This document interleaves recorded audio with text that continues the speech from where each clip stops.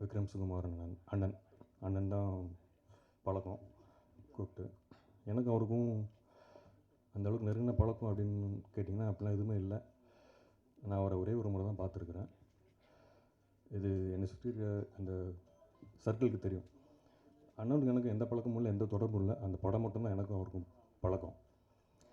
அந்த படம் எனக்குள்ளே ஏற்பட்ட தாக்கம் தான் இந்த புத்தகத்தை எழுதுறதுக்கான ஒரு தூண்டுகோல். மற்ற திரைக்கதை புத்தகங்கள்லேருந்து இந்த புத்தகம் கொஞ்சம் முக்கியத்துவம் பெறணும் அப்படின்றதுக்காகவே ஒரு 6 மாத உழைப்பு, குறைஞ்சது ஒரு 300-400 தடவை இந்த படத்தை பார்த்துருப்போம்.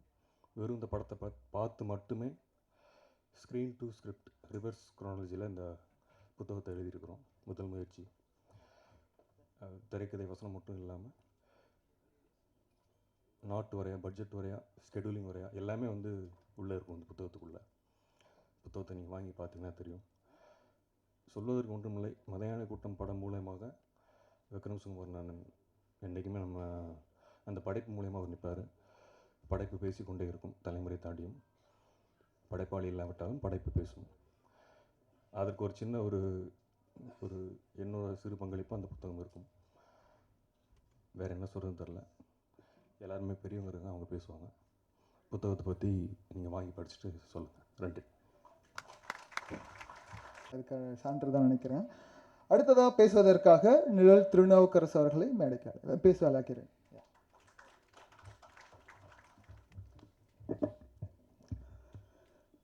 மேடையில் வீற்றிருக்கக்கூடிய நமது நண்பர்கள் அனைவருக்கும், எதிரே இருக்கக்கூடிய எல்லா பார்வையாளர்களுக்கும் எனது முதல் வணக்கத்தை தெரிவித்துக் கொள்கிறேன்.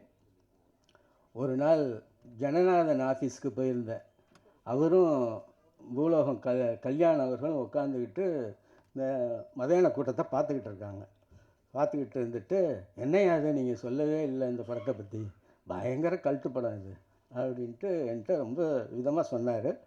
உடனே விக்ரம் சுகுமார் அவர்கள் நம்பர் போட்டு உடனே பேச சொன்னேன்.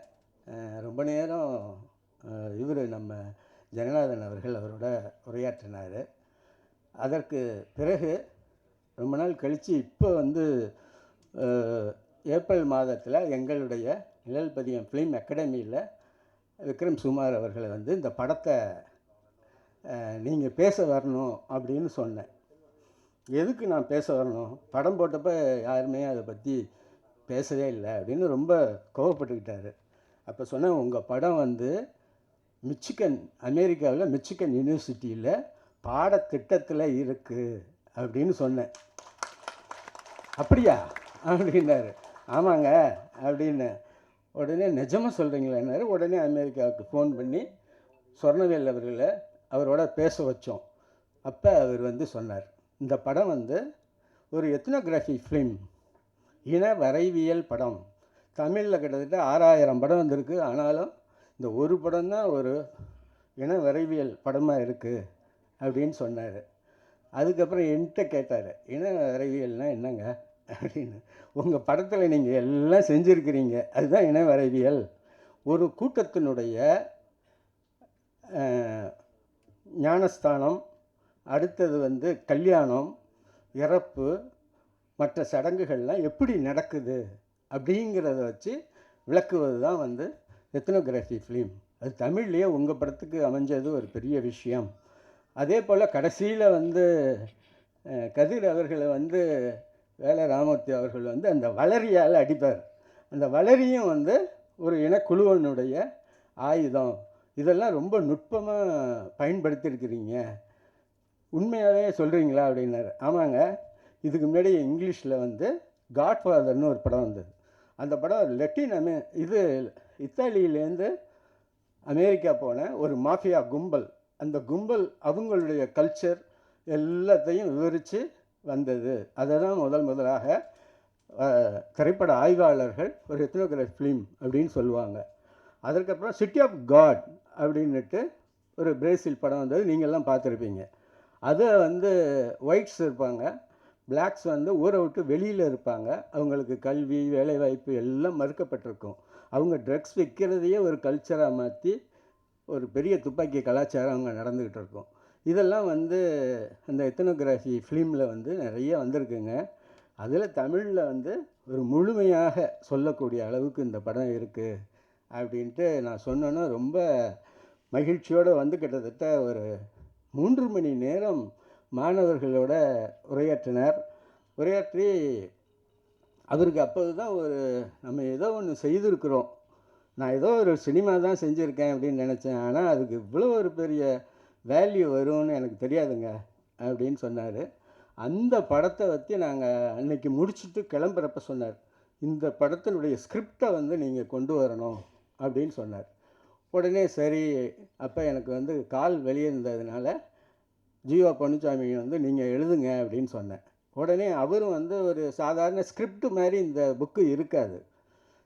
இந்த புத்தகம் பார்த்திங்கன்னா ஒரு ஃபிலிமை வந்து எப்படி தயாரிக்கிறாங்க, இந்த தயாரிப்புலேருந்து பின்னாடி அது மூலத்துக்கு போகிறது வரைக்கும் ஒவ்வொரு விஷயமும் பண்ணியிருப்பார். அதே போல் அந்த படத்தில் பணியாற்றிய தொழில்நுட்பக்காரங்க, கேமராமேன், ஸ்டண்ட்டு, ஒருத்தரை கூட விழலை. எல்லோரும் அவங்கவுங்களுடைய அனுபவங்களை வந்து ரொம்ப திறம்பட சொல்லியிருக்கிறதும் பார்க்கலாம். படம் எல்லாருமே நீங்கள் பார்த்துருப்பீங்க.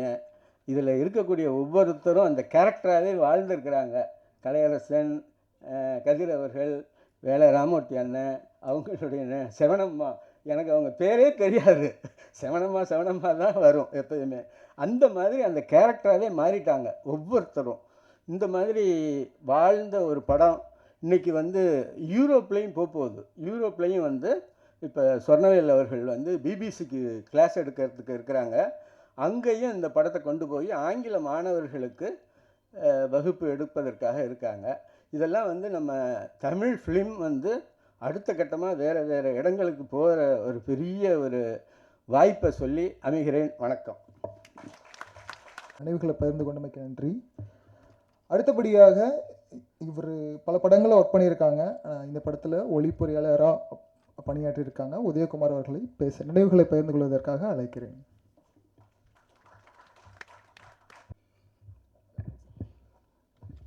எல்லாருக்கும் வணக்கம். விக்ரம் சுகுமாரன் வந்து எங்களுக்கு பொல்லாதவன்லேருந்து பழக்கம்.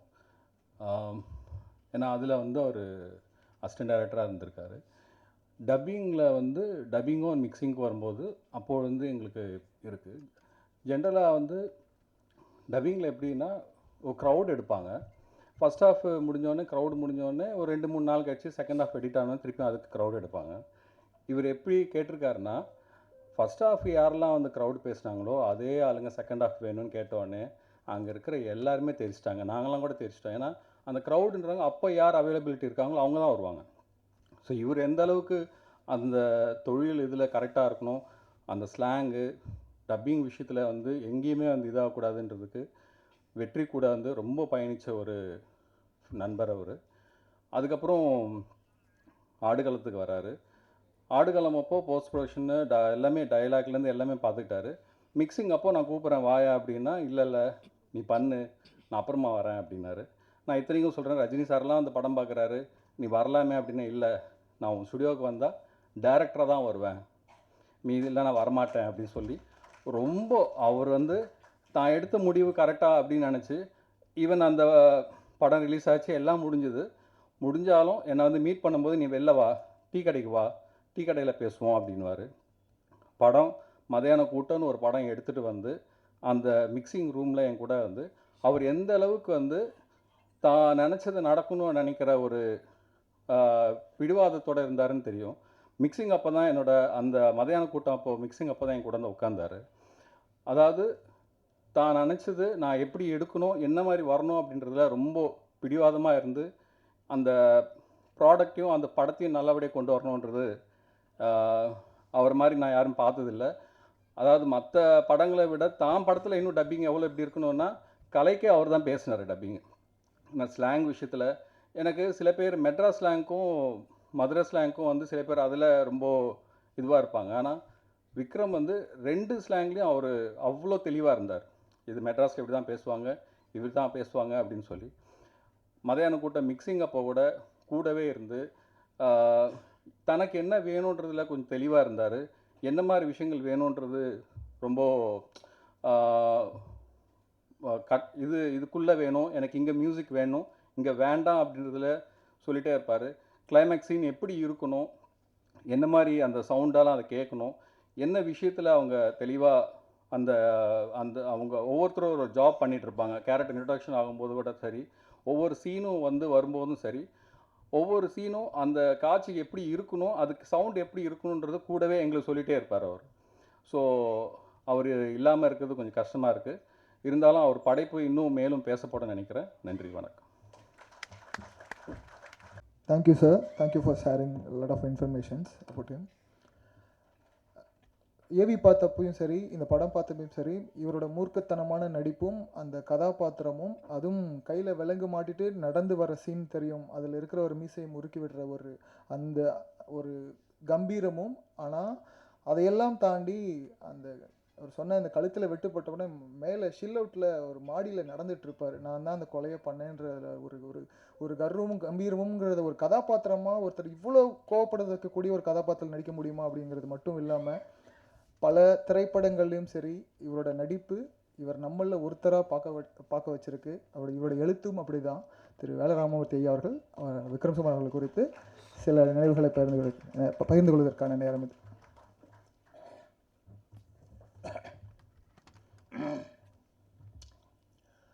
ஆயிரத்தி 1978 வருஷம் எங்கள் அப்பா இறந்தார். 2018 வருஷம் 40 வருஷம் கழிச்சு எங்கள் அம்மா இறந்தாங்க. 2025 விக்ரம் சுகுமார் இறந்திருக்காரு. எப்படி என்னுடைய தாய் தகப்பனை நான் நினைவு கூறுவனோ அதுபோல் தான் எனக்கு விதை போட்ட, நீர் ஊற்றிய, நான் அவருடைய 2016 வருஷம் நான் கிடாரி ஷூட்டிங்கில் இருக்கேன் கோயில்பட்டியில். ஏப்ரல் 12 அவர் பிறந்த நாள். அன்றைக்கி அங்கேருந்து அவருக்கு ஒரு பதிவு போட்டேன். இன்று நான் உண்ணும் ஒவ்வொரு சினிமா படுக்கையிலும் விக்ரம் சுகுமாரன் பெயர் எழுதப்பட்டிருக்கிறது. அப்படி எங்கள் அப்பாவை பற்றி நான் என்ன பேசிட முடியும், எவ்வளோ பேச முடியும், எங்கள் அம்மாவை பற்றி நான் எவ்வளோ பேச முடியும். அது மாதிரி தான் விக்ரம் சுகுமாரனை பற்றி அவ்வளோ பேசும், மதையானை கூட்டத்தை பற்றி அவ்வளோ பேசும். என்னுடைய முதல் படமாக February 1 2013 வருஷம் February 1 முதல் நாள் நான் ஜிவி பிரகாஷ் எல்லாம் குத்துவிளக்கு ஏற்றலாம் குன்னூரில் தேனியில். அன்றைக்கி எனக்கு பிறந்த நாள். நான் மறந்துட்டேன். ஃபேஸ்புக்கில் பார்த்துட்டு விக்ரம் சுகுமாரன் ஒரு பெரிய ஏற்பாட்டை பண்ணி கேக்கு வெட்ட வச்சு மாலைகளில் போட்டு ஷால் போட்டு அன்னைக்கு தான் நான் முதல்ல ஃபஸ்ட் டே ஷூட்டு 61வது வயசு எனக்கு இருந்தேன்னா. எல்லோரும் சொல்லுவாங்க சினிமா அந்த கேமரா ஃபியர் அப்படி இப்படின்னா பொதுவாக எல்லோரும் சொல்கிறது உண்டு. எனக்கு அது இல்லை. காரணம் என்னென்னா, விக்ரம் என்னை நடிக்க விடலை. நான் நடக்கிறத ரசித்து எடுத்தார். நான் என்னுடைய ஒவ்வொரு அசைவுமே அப்படி பதிவு பண்ணார்.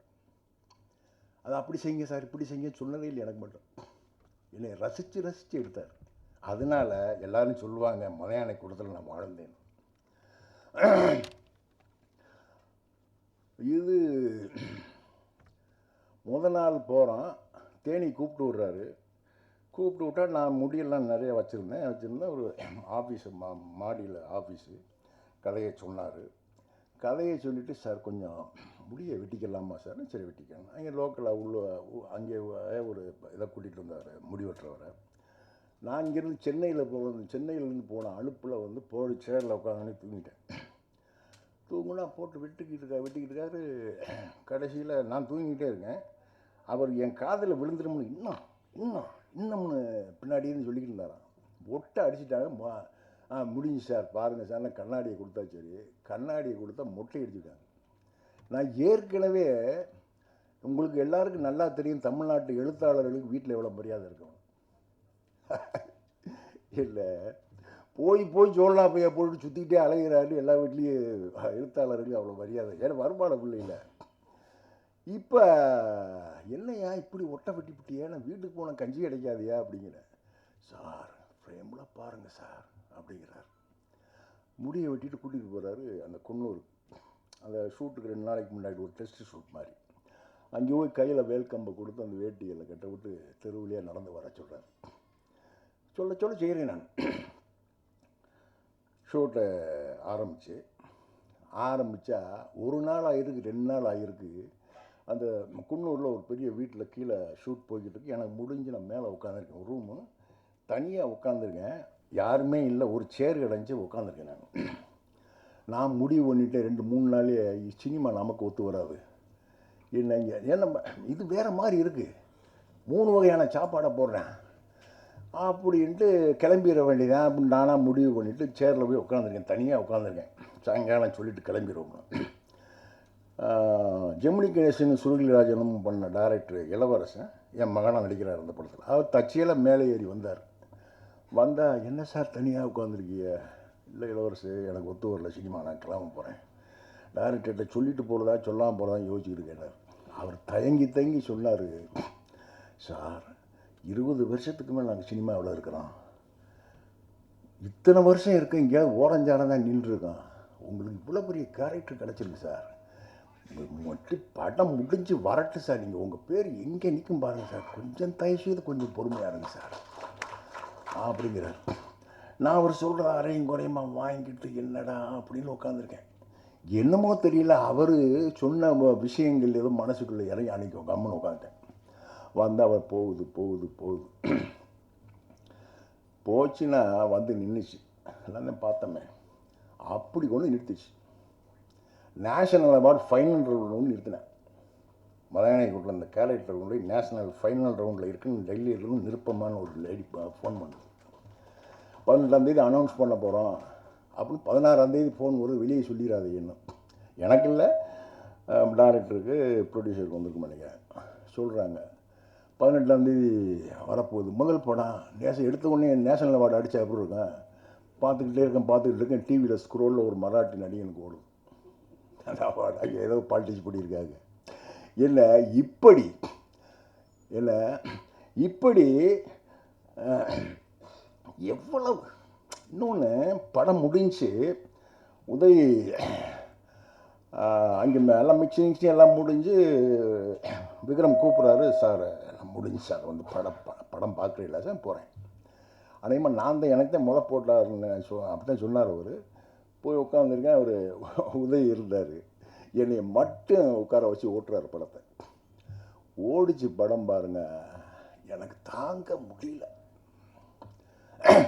இன்னொன்று, அந்த கதை எனக்குள்ள உள்ள கதை, என்னுடைய சொந்த கதை மாதிரியான கதை அது. எனக்கும் விக்ரமுக்கும் ஒரே மாதிரியான அனுபவங்கள், அந்த சொந்த வாழ்க்கை அனுபவங்கள் வாச்சிருந்துருக்கு. படம் முடியுது, விஜயம்மா அப்படியே அழுததை பார்த்துட்டு எனக்கு தாங்கலை.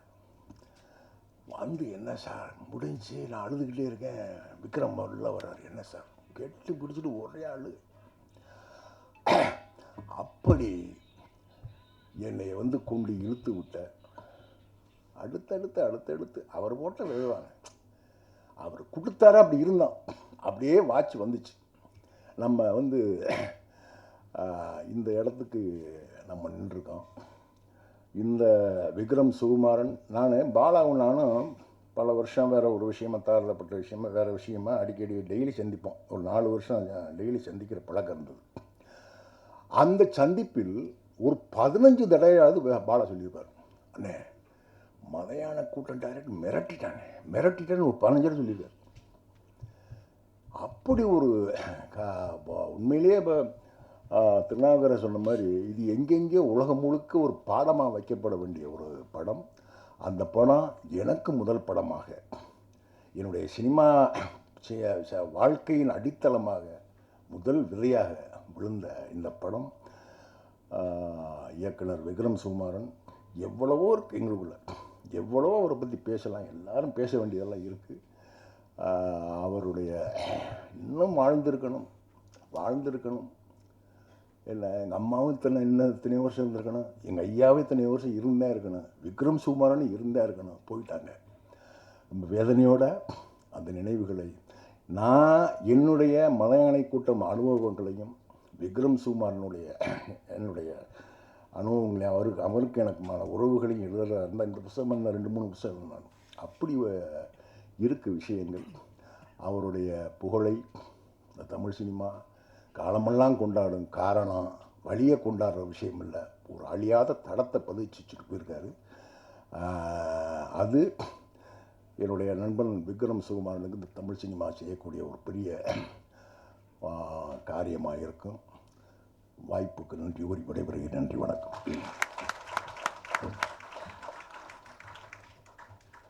அருமையான நினைவுகளை பகிர்ந்து கொண்டமைக்கு நன்றி சார். Thank you so much. அடுத்ததாக இயக்குனரை பகிர்ந்துக்கணும் சார்.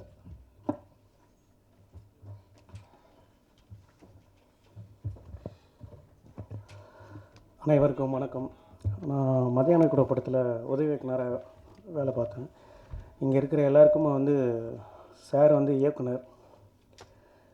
எனக்கு வந்து அவர் வந்து குருநாதர், ஆசான், எனக்கு எல்லாமே அவர் தான். அப்புறம் வந்து இந்த புத்தகத்தை வந்து வெளியிடணும், அதுக்கு முன்னால் வந்து ஒரு சின்ன ஏவி ஒன்று கட் பண்ணணும் அப்படின்னு சொல்லி ஜீவா வந்து எனக்கு கேட்டிருந்தார். சரி, ஓகே, இது எனக்கு செய்கிறதுக்கு ஒரு மிகப்பெரிய பாக்கியம், இது நீங்கள் கொடுங்க, நான் பண்ணித்தரேன் அப்படின்னு சொல்லுவேன். ஒரு 13-14 வருடங்களுக்கு முன்னால் நடந்த சம்பவங்களை அங்கேருந்து அந்த ஃபோட்டோஸு, வீடியோஸு ஒவ்வொரு நாளும் பார்க்க ரொம்ப உணர்வுபூர்வமாக சாரோடைய உழைப்பு, அதுக்கு பின்னால் நடந்த விஷயங்கள், அது ஒவ்வொரு ஃப்ரேமுக்கும் அவர் பட்ட கஷ்டங்கள், அதுக்கு பின்னால் நடந்தது அவ்வளோ பிரச்சனைகளும் திரும்ப ஒரு ரீகால் ஆகி பண்ணும்போது அது ரொம்ப எமோஷ்னலாக தான் என்னாலேயே அதை கனெக்ட் பண்ணி எடிட் பண்ண முடிஞ்சுது. ஃபுட்டேஜாகவே எனக்கு அதில் இருந்தது வந்து ரொம்ப மேக்கிங்காக அவருடைய ஷார்ட்ஸு முக்கியமாக வரணும். அதுக்கு முன்னால் அப்புறம் படம் எங்கே ஆரம்பிக்குது, படம் எங்கே முடியுது, இதுக்குள்ளே அந்த சாங்குக்குள்ளே ஒன்று பண்ணலாம். அப்புறம் அவருடைய மேக்கிங்கில் அவருக்குள்ளே ஒரு விஷயம் பண்ணணும்னு முடிவு பண்ணி தான் பண்ணோம். பட் பண்ணவே எனக்கே அது எமோஷ்னலாக பண்ண முடியல. அது லாஸ்ட்டாக முடித்து பார்க்கும்போது எனக்கே ரொம்ப ஹாப்பி. சாருக்கு அவருக்கு இது வந்து ஒரு நம்ம சைட்லேருந்து ஒரு கொடுத்த ஒரு மரியாதையாக இருக்கும்னு தான் நினச்சி பண்ணுறோம். அப்புறம் இந்த மதியான கூட்டம், இது வந்து எல்லோரும் அந்த விஷயங்களை பகிர்ந்துப்பாங்க. ஒரு அசராத உழைப்பாளி, கடுமையான ஒரு படைப்பாளி, அது எல்லாருக்கும் தெரியும். அதை தாண்டி ஒரு படங்கள் எடுக்க போகும்போது அது மேலே இருக்கிற நேசிப்பு, ஒரு படத்தை நேசித்து எடுக்கிறோம். ஸ்கிரிப்ட் எல்லோரும் பண்ணிவிடுவாங்க, அது திரைக்கதையாக பண்ணிவிடுவாங்க. அது எடுக்கும் போது நம்ம நினச்சது சரியாக எடுக்கிறோமா, அது சரியாக வந்துடணுமா அப்படின்றது அந்த நாள் முடிவு பண்ணோம். ஷூட்டிங் டேஸில் அந்த நாள் முடிவு பண்ணோம். தினம் ஒரு பிரச்சனை, தினம் ஒரு விஷயம், அது ஷூட்டிங்கை தாண்டி நிறைய இருக்கும். ஆனால் அதெல்லாம் தாண்டி தனக்கு என்ன தேவை, அந்த கட்டத்துக்குள்ளே என்ன வரணுன்றதுல ரொம்ப உறுதியாக இருந்த ஒரு மனிதர். அதுக்காக எந்த எக்ஸ்ட்ரீமுக்கும் போகிற ஒரு மனிதர். அதுக்குள்ளே எல்லாரையும் என்ன பிரச்சனை இருந்தாலும் ஆர்டிஸ்ட்டுக்குள்ளே யாருக்குமே மனநிலையாக எந்த விஷயத்துக்குள்ளேயே கொண்டு போகாமல் எல்லாத்தையும் அவருக்குள்ளே வச்சுட்டு ஃப்ரேமுக்கு என்ன தேவைன்றதில் அவ்வளோ போராடாமல் அவ்வளோ ரொம்ப சிறப்பாக பண்ணார். அப்படி அவருடைய உழைப்புக்குள்ளே கற்றுக்கிட்ட நிறைய விஷயங்களில் இன்றைக்கும் அடுத்தடுத்து படங்கள் பண்ணும்போது கூட அவருடைய தாக்கம் இல்லாமல் பண்ண முடியாது. அவர் மிக சிறந்த மனிதராக மட்டும் இல்லாமல் மிக சிறந்த படைப்பாளியாகவும் அவர் இன்றைக்கும் எனக்குள்ளே இருந்துகிட்டே இருப்பார். அப்புறம் இந்த மதியான கூட்டம், இந்த பேரை சொல்லும் போது எப்போவுமே ஒரு எமோஷனல் இருந்துகிட்டே இருக்கும். ஏன்னா இது காலத்துக்கு அழியாத ஒரு கல்ட்டு. ஏன் அப்படின்னா இந்த படங்கள் கிட்டத்தட்ட இது ஒர்க் பண்ணும் போது ஒரு ஷெடியூலோடைய பிளானிங் அது தினம் மாறிட்டே இருக்கும். ஒரு அசிஸ்டன்ட் அது ஒர்க் பண்ணும்போது அது முன்னால் நம்ம இன்றைக்கி என்ன எடுக்க போகிறோன்றது நமக்கு வரும்போது தான் அது அந்த பிளான் பண்ண முடியும். அப்போ முன்னால் ஒர்க் பண்ண நிறைய பேர் ஒர்க் பண்ணிகிட்டு இருந்தாங்க. அப்போ அது வேலை பார்க்கும்போது நமக்கு என்ன ஷெடியூல், என்ன எடுக்க போகிறோன்னு ஒரு விஷயங்கள் வந்துகிட்டே இருக்கும். அது காலையில் மட்டும்தான் தெரியும். காலையில் வரும்போது அது நமக்கு தெரியும், அது என்ன செய்ய போகிறோம், அதை என்ன செய்ய போகிறோம், அதுக்குள்ளே என்ன வேணும், என்ன தேவை அப்படின்ற ஒரு விஷயங்கள் வரும். இந்த கன்ஃபியூஸ்களே ஒரு கிட்டத்தட்ட எனக்கு தெரிஞ்ச ஒரு 13-14 உதவி இயக்குனர்கள் வந்து போயிட்டாங்க. அவங்களால அதுக்குள்ளே இருக்கவே முடியல. எனக்கு டே ஒன்லேயே தெரிஞ்சிச்சு இந்த படம் சாதாரண படம் இல்லை, எக்காரணத்தை கொண்டும் இதை நம்ம மிஸ் பண்ணிடக்கூடாது, இது நம்ம வேலை பார்க்கணும். ஏன்னா இது கல்ட்டு கிளாசிக்காக மாறும். அந்த படங்கள் இதை முடிய போகும்போது இந்த படம் கண்டிப்பாக வந்து ஒரு தேசிய விருதுக்கு தகுதியான ஒரு படம்னு டே ஒன்லேயே எனக்கு தெரிஞ்சிடுச்சு. இது எக்காரணத்தை கொண்டு விடக்கூடாது. எவ்வளோ பிரச்சனை போராட்டங்கள் இருந்தாலும் அதுக்குள்ளே இருந்து என்னால் முடிஞ்ச அளவுக்கு அந்த படத்துக்குள்ளே அவ்வளோ சப்போர்ட்டாக அவ்வளோ ஒர்க் பண்ணியிருக்கேன். வேலை சார் சொன்ன மாதிரி இந்த படங்கள் நேஷனல் அவார்டுக்கு போகும்போது கட்டாயம் இந்த படம் ஒரு குறைஞ்சபட்சம் ஒரு 2 தேசிய விருதாவது எடுத்துருன்னு நாங்களும் ரொம்ப உறுதியாக நம்பினோம். அவருக்கு தெரியும்னு நினைக்கிறேன். தெரியாத இன்னொரு விஷயம், இந்த படத்துக்குள்ளே நேஷனல் அவார்டுக்கு சாரோடைய பேர் வந்தது பெஸ்ட் டெபியூட் டைரக்டராக. அது உறுதியாக வந்துடும். 18ஆம் தேதி வேலை செய்கிற மாதிரி ஆவலாக காத்துட்டு இருந்ததில் ஒருத்தன் நானும் தான். அது கடைசி நேரத்தில் வந்து ஃபண்ட்ரி டைரக்டர் நாகராஜ் மஞ்சுளா சாருக்கு வந்துருச்சு. அப்புறம் சாருக்கு அந்த தேசிய விருது கிட்டத்தில் வந்து போயிடுச்சு அப்படின்னு ஒரு சின்ன வருத்தம் இருந்துகிட்டே இருந்தது. பட் ஆனால் அவருக்கு இன்னொரு ஆசை இருந்தது, இந்த புத்தகம் வந்து அவருடைய மதியான கூட்டம் வந்து படத்தை திரைக்கதையாக புத்தகமாக பண்ணணுன்ட்டு. அதை கிட்டத்தட்ட அந்த ப்ராசஸ் ஆரம்பிக்கும் போது தான் சாரோடைய இறப்பு செய்தி வந்து அது மிகப்பெரிய ஒரு பெரிய வருத்தத்தை எல்லாருக்கும் ஏற்படுத்தியிருக்கோம். பட் அவருடைய ஞாபகமாக இதை வந்து ப்ராசஸ் எடுத்து இதுக்குள்ளே வந்ததற்கு ஜீவா அவர்களுக்கு வந்து மிகப்பெரிய நன்றி. அப்புறம் அண்ணன் கார்த்திக் துரையனுக்கு மிகப்பெரிய நன்றி. அது எவ்வளோ நன்றி சொன்னாலும் இது பத்தாது. ஏன்னா ஒரு இறந்தவருக்கு ஒரு மறைந்தவருக்கு ஒருத்தருக்கு செய்யும் போது அவர் தெரியவும் போகிறதில்ல, அதை யாரும் செய்யணும்னு நினைக்கிறது இல்லை. பட் ஆனால் இந்த படத்துக்கும் ஒரு படைப்பாளிக்காக அவருக்கு செஞ்ச மிகப்பெரிய மரியாதை, அது காலத்துக்கும் அவருக்கு இது பெரிய பிளஸ்ஸிங்கு. சாருக்கு மிகப்பெரிய அவர் சந்தோஷத்தை ஏற்படுத்துன்னு நம்புகிறேன். ரொம்ப நன்றி வந்ததுக்கு. அடுத்து தேங்க்ஸ். உங்களோட குருநாதரை பற்றி பல நினைவுகளை பகிர்ந்து கொண்டமைக்கு நன்றி. அடுத்ததாக செவனம்மா, இந்த படத்தோட அந்த ஒரு அழுகை போதும் இவங்க கதாபாத்திரமாக எப்படி வாழ்ந்தாங்கிறதுக்கு. அது மட்டும் இல்லை, பல திரைப்படங்களில் பல வருடங்களாக தொடர்ந்து நல்ல சினிமாக்களில் நல்ல கதாபாத்திரங்களை நடிச்சிட்டு இருக்காங்க. இந்த நேரத்தில் மதையானை கூட்டம் உங்களுக்கு கொடுத்த ஒரு வரவேற்பு, உங்கள் நடிப்பு கிடைத்த ஒரு வரவேற்பு, அங்கீகாரம், அதெல்லாம் வந்து உங்களுக்கு நீங்காத நினைவுகளாக இருக்கும். ஸோ நினைவுகளை பகிர்வதற்கான நேரம்.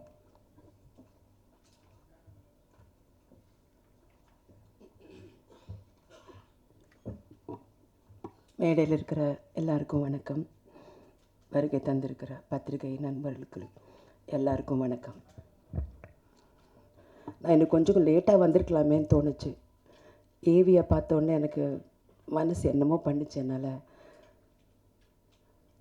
முடியல, என்ன பேசுறதுன்னு முடியல. நிறைய பேசணும்னு நினைப்போம், ஒரு டைமில் சில வார்த்தைகள் வராது. மதையானை கூட்டம் ஸ்டோரி சொல்கிறதுக்கு அவர் ஃபோன் பண்ணார் எனக்கு. அவர் அப்படியே அந்த கோடம்பாக்கமில் காரில் போயிட்டு இருந்தப்போ ஆரோகணம் போஸ்டர், பெரிய பொட்டு மஞ்சள் பூசின முகம், ஆரோகணம்னு கீழே இருக்கும். அந்த போஸ்டர் பார்த்துட்டு அப்படியே பார்த்துட்டே போனாராம். யார் இவங்க அப்படின்னு நினச்சிட்டு அவர் என்ன தெரியாது அவருக்கு. அப்புறம் சொன்னாங்க போல். அப்புறம் நம்பர் வாங்கிட்டு கதை சொல்கிறதுக்கு வீட்டுக்கு வந்திருந்தார். வந்து உட்காரும் போதே கதை சொல்கிறதுக்கு முன்னாடியே, உங்களுக்கு இந்த கதை ரொம்ப பிடிக்கும், பிடிச்சாலும் பிடிக்காட்டாலும் இந்த கேரக்டர் நீங்கள் தான் பண்ணுறீங்க அப்படின்னு சொன்னார். அவ்வளோ உறுதியாக இருந்தார் நான் அந்த கேரக்டர் பண்ணணும் அப்படின்னு. இந்த வார்த்தை சொன்னீங்க சார், நீங்கள் கதையாக சொல்லாதீங்க, பரவாயில்ல நான் பண்ணுறேன் அப்படின்னு சிரிச்சுட்டு சொன்னார். கதையாக சொன்னார். அந்த சொல்கிற அந்த விதம், அந்த கதை சொல்லும்போதே எனக்கு வந்து படம் பார்த்துட்டேன் நான். அப்படி ஒரு டெக்னீஷியன் அவர், அப்படி ஒரு இயக்குனர் அவர். கண்டிப்பாக நான் பண்ணுறேன் சார் அப்படின்னு லொக்கேஷனுக்கு போனேன். ஏர்போர்ட்லேருந்து போகும்போது ஒரு ஷர்ட்டு, ஒரு பேண்ட்டு, ஒரு தொப்பி போட்டுட்டு போவோம் இல்லைங்களா, அப்படி போய் இறங்கினேன் தேனியில்.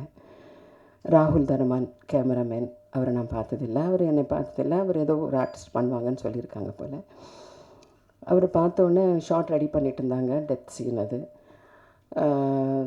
நான் போன உடனே டைரக்டர் சார் என்னை கூட்டின்னு போயிட்டு, இவங்க தான் செவனம்மான்னு சொன்னப்போ என்னை பார்த்துட்டு அப்படின்னாராம், இவங்க எப்படி இந்த கேரக்டருக்கு அப்படின்ற மாதிரி. அப்புறம் ஏதோ ஒரு டென்ஷனில் இருந்தார் அவர். நான் கேட்டேன், சார் நான் ஒரு 11:30 12க்கு வந்து சேர்ந்துருந்தாங்க. இந்த டெத்து அந்த இதெல்லாம் நடந்துக்கிட்டு இருந்தது. சார் நான் எப்படி இருக்கணும், எப்படி வரணும் சார், எனக்கு ஐடியா இல்லை, எனக்கு லுக்கு ரெஃபரன்ஸ் ஃபோட்டோ கூட எனக்கு வந்ததில்லை அப்படின்னு. நீங்கள் காஸ்டியூமில் இறங்கிட்டால் நீங்கள் என்னோடய செவனம்மாவை ஆகிடுவீங்க அப்படின்னாரு. அதான் சார் எப்படின்னு சொல்லுங்கள் அப்படின்னா. எரிச்சல் வந்துச்சு போல இருக்கு அவருக்கு. அந்த கூட்டத்தில் உட்காந்து ஒப்பாரிச்சிட்டு இருப்பாங்க ஒரு 10-15 பொம்பளைங்க. நீங்கள் அதில் உட்காந்தா நீங்கள் யாருன்னு தெரியக்கூடாது மேடம், அப்படி வாங்க அப்படின்ட்டாரு. என்னப்பா இப்படி சொல்லிட்டாருன்னு சொல்லிட்டு போன உடனே ட்ரெஸ் எல்லாம் ரெடி பண்ணிவிட்டு அயன் எல்லாம் பண்ணிவிட்டு வச்சுருந்தாங்க. அதெல்லாம் நான் கசக்கி கீழே போட்டு மிதிச்சு எல்லாம் பண்ணி இது போட்டு ப்ரௌன் எல்லாம் பூசிட்டு என்னோடய அசிஸ்டண்ட் கிட்ட சொன்னேன், நான் அங்கே போய் அந்த கூட்டத்தில் உட்காந்துக்கிறேன், அவர் கேட்டப்போ சொல்லு அப்படின்னு. அவர் டைம் பார்த்துட்டு இருந்தாரம்மா, இன்னும் வரலையே. நான்லாம் ரெடி ஆகணுன்னே மின்னல் மாதிரி ரெடி ஆகிடுவேன், 5 நிமிஷத்தில் ரெடி ஆகிடுவேன். போயிட்டு சார் மேடம் ரெடி ஆகி போய் அங்கே ஒரு 15 நிமிஷம் ஆச்சு சார், அங்கே இருக்காங்க பாருங்கள் அப்படின்னா. கூட்டத்தில் பார்த்துட்டு என்ன அப்படியே கேமராமேன் இறங்கி வந்துட்டு எப்படி ட்ரான்ஸ்ஃபார்ம் ஆகுனீங்க அப்படின்னு சொல்லி என்னை ரொம்ப பாராட்டினாங்க. அதெல்லாம் காதில் ஒழிச்சிக்கிட்டு இருந்தது இந்த ஏவியை பார்க்கும்போது. சம்டைம்ஸ் டைரக்டர் வந்து வேலா சார் சொன்ன மாதிரி ஒரு ஃப்ரீடம் கொடுத்தாரு நல்லா நடிக்க. அதாவது நடிக்கக்கூடாது, வாழணும் அப்படிங்கிற ஒரு இதில் நீங்கள் என்ன பண்ணுறீங்களோ பண்ணுங்கள் மேடம், எனக்கு எவ்ரிதிங் இஸ் ஓகே அப்படி. நான் ரொம்ப மெனக்கெடுறது லுக்குக்கு நான் மெனக்கெடுவேன் எப்போவுமே. நான் நடிக்கிறது ஒரு 10% தான், 90% வந்து எனக்கு அவுட்லுக்கு நான் ரெடி பண்ணிப்பேன். அதுதான் ஒரு ஏமாற்றல் நான் பண்ணுறது.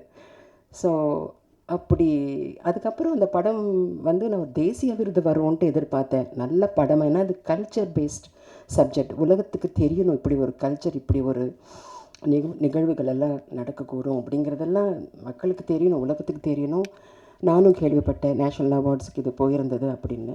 கண்டிப்பாக இது பெஸ்ட்டு ஃபிலிமாவது வரும், பெஸ்ட் இயக்குனர் காம்படிட்டிவ், பெஸ்ட்டு ஃபிலிமாக இது வந்து இல்லைன்னு சொல்லவே முடியாது, இது கண்டிப்பாக தேர்ந்தெடுப்பாங்கன்னு எதிர்பார்த்து நான் ரொம்ப டிசப்பாயிண்ட் ஆனேன். இன்னைக்கு வந்து எனக்கு ரொம்ப திருப்தியாக இருக்குது. இப்படி எல்லாரும் பேசும்போது சமீப காலத்தில் பாலா சார் வந்து ஒரு ஆடியோ லான்ச்சில் என்னை பற்றி, நான் உங்களோட ரசிகன் மேடம், மதையான கூட்டம் அப்படின்னு சொல்லிட்டு அது சொல்லும்போது எனக்கு கண்ணில் தண்ணி, எனக்கு விக்ரம் சார் தான் எனக்கு ஞாபகம் வந்தார். I was so overwhelmed. அந்த தாய்க்கு அம்மா அன்பு வணக்கம் உங்களுக்கு.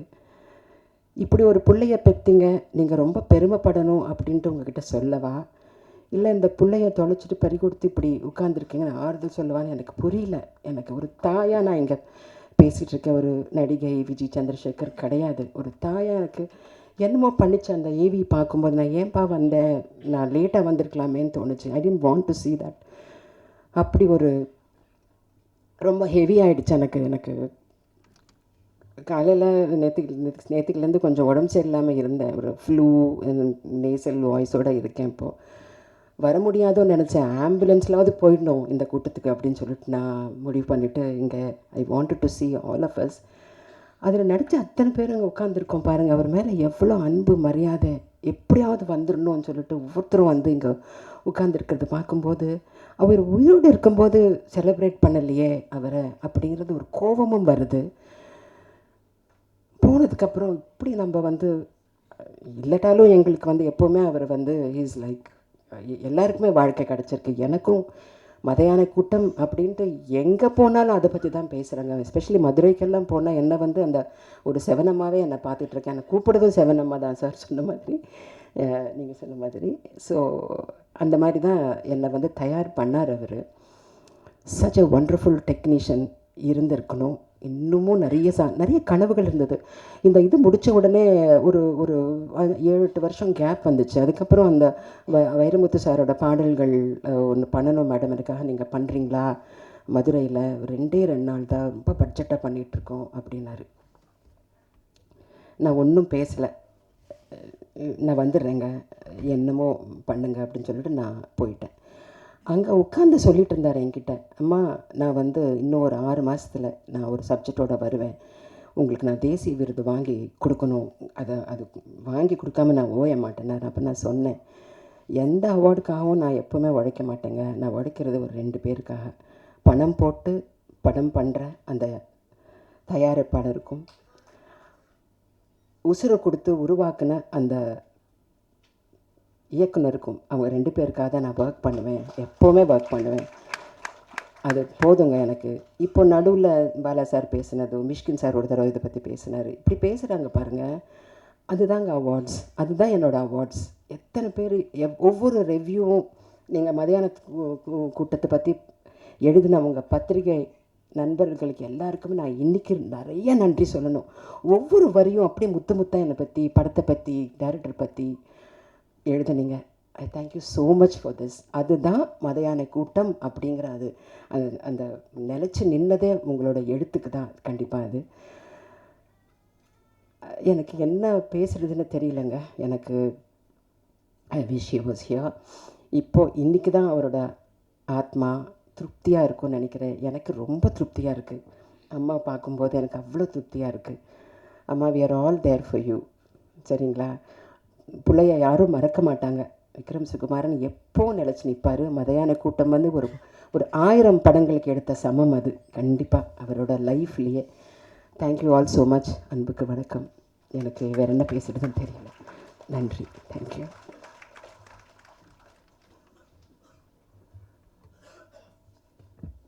Thank you for the emotional sharing ma'am.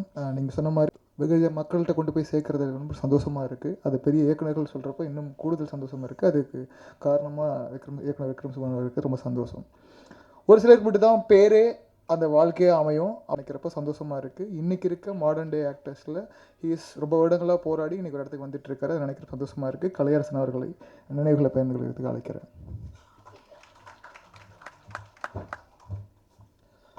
எல்லாருக்கும் வணக்கம். மேடையில் இருக்க பெரியவங்க, வந்திருக்க பத்திரிகை ஊடகம் எல்லாருக்கும் வணக்கம். எனக்கு எங்கேருந்து ஸ்டார்ட் பண்ணுறதுன்னு தெரில. மதியான கூட்டம் வந்து என் லைஃப்பில் ஒரு ரொம்ப ரொம்ப ரொம்ப முக்கியமான ஒரு படம்.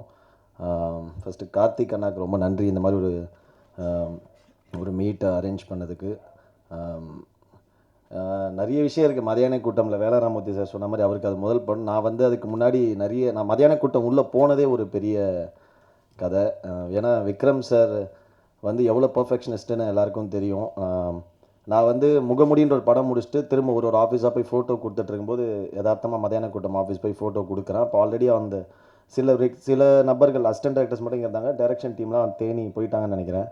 அப்போ ஃபோட்டோ வாங்கிட்டு இப்போ நல்ல கண்டுப்பா இந்த படத்தில் ஒரு மாதிரி கேரக்டர் இருந்தது பூலோகராசான்னு. பட் ஆனால் அது ஆள் செலக்ட் பண்ணிட்டோம், நெக்ஸ்ட் ஏதாவது படம் இருந்தால் சொல்கிறோம். சரி ஓகே நான் வந்துட்டேன். அதுக்கப்புறம் இப்போ இந்த முயற்சி பண்ணுற காலங்களில் வந்து நம்ம தாடி வச்சுட்டு ஒரு ஆடிஷன் போவாங்க. போனால் தாடி இல்லைனா நீ தான் இப்போ இந்த கேரக்டர்னுவாங்க.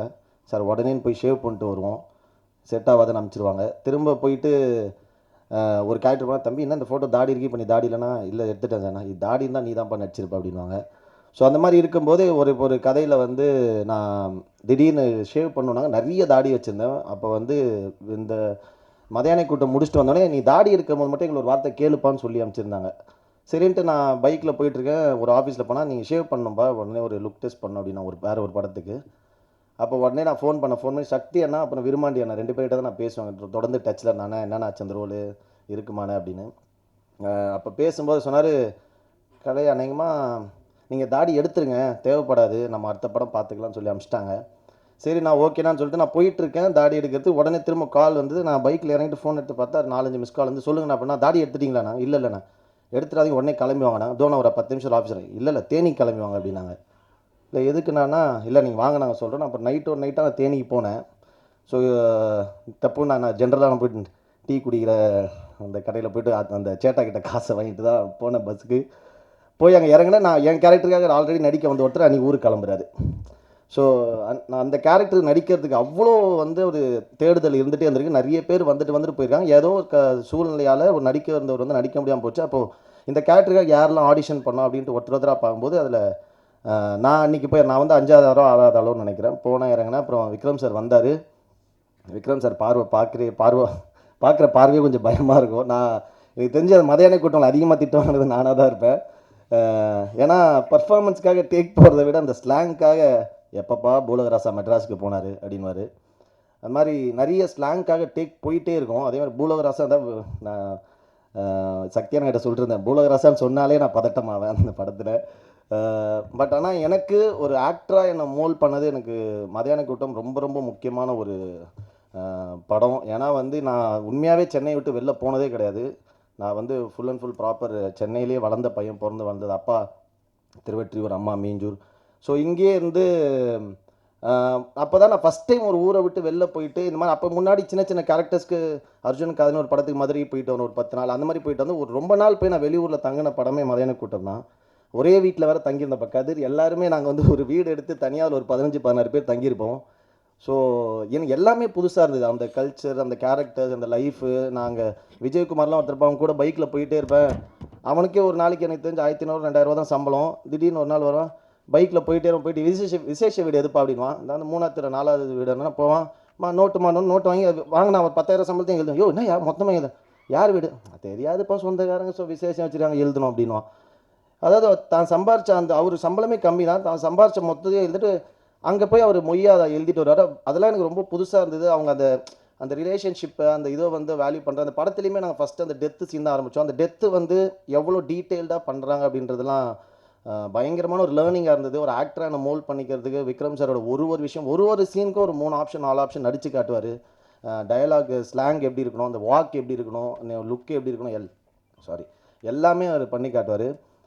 நான் வேலராமூர்த்தி சாரெல்லாம் நாங்கள் உட்காந்து ரொம்ப நேரம் பேசிகிட்டே இருப்போம். அவரோட அப்போ வேலராமூர்த்தி சாரோட கதைகள் அவரோட லைஃப்பில் நடந்த விஷயங்கள்லாம் சொல்லும்போது பயங்கர இன்ஸ்பைரிங்காகவும் பயங்கர எக்ஸ்பீரியன்ஸாக வந்தது. Thank you sir.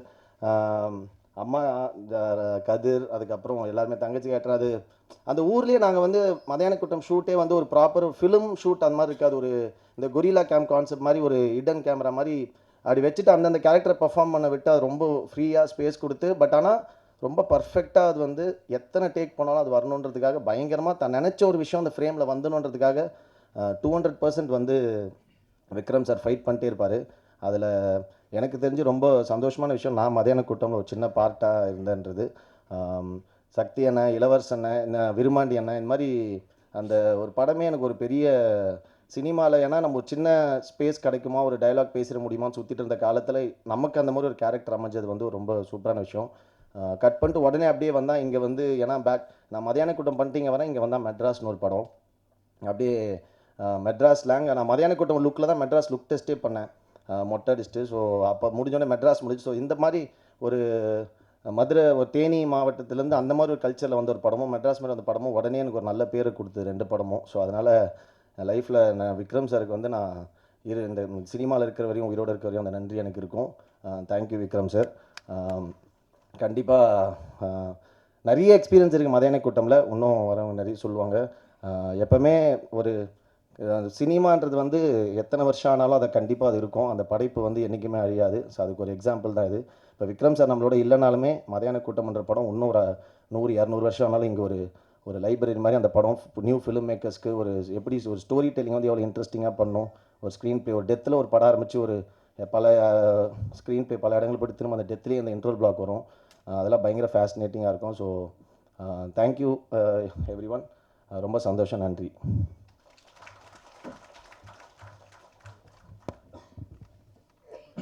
தேங்க்யூ கலைனா, பல விஷயங்களை பகிர்ந்துக்கிட்டு பல மெமரிஸை ஷேர் பண்ணதுக்கு நன்றி. அடுத்ததாக வாழ்ந்த வினிதா அவர்கள் ஒரு சில வார்த்தைகள் பேச.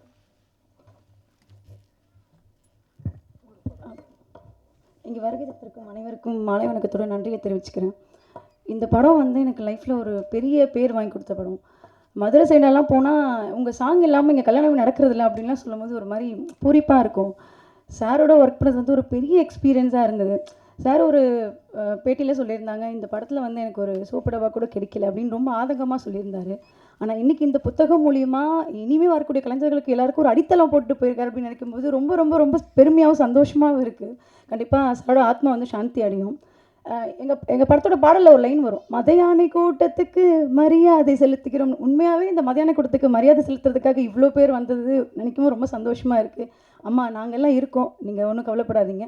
வாய்ப்பளித்த எல்லாருக்கும் ரொம்ப நன்றி. தேங்க்யூ. தேங்க்யூ. அடுத்ததாக இவரோட சித்தாந்தமும் 4th வால் பிரேக்கிங்காக தான் இருந்திருக்கு. ஸோ டிரெக்டர், ஆக்டர் திரு கரு பழனியப்பன் அவர்களை பேசுவதற்கு அழைக்கிறேன்.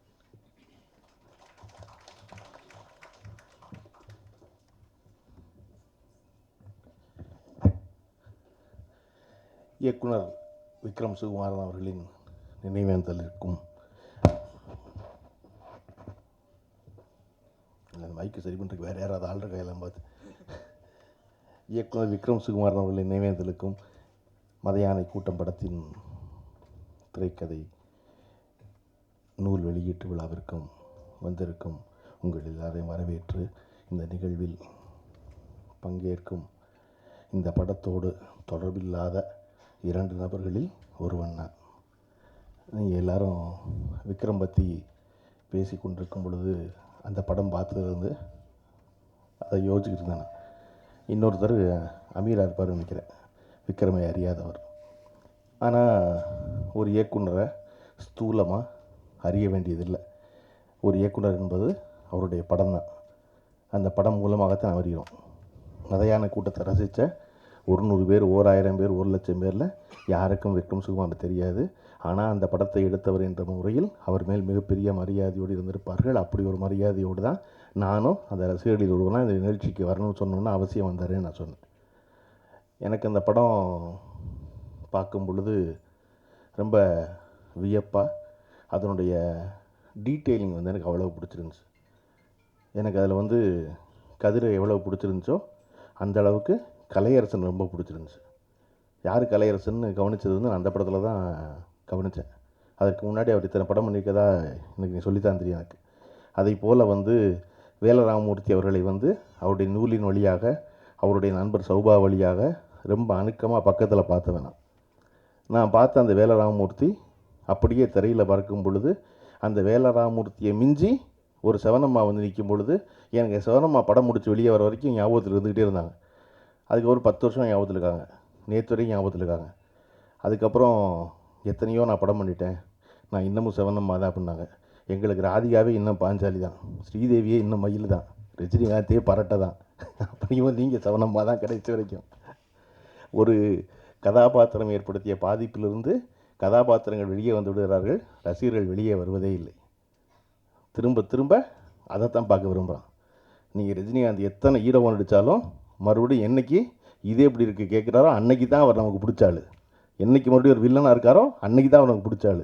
ஏன்னா அவர் அப்படித்தான் எனக்கு பதிஞ்சிருக்கார், அப்படித்தான் ஞாபகத்தில் இருக்கும்.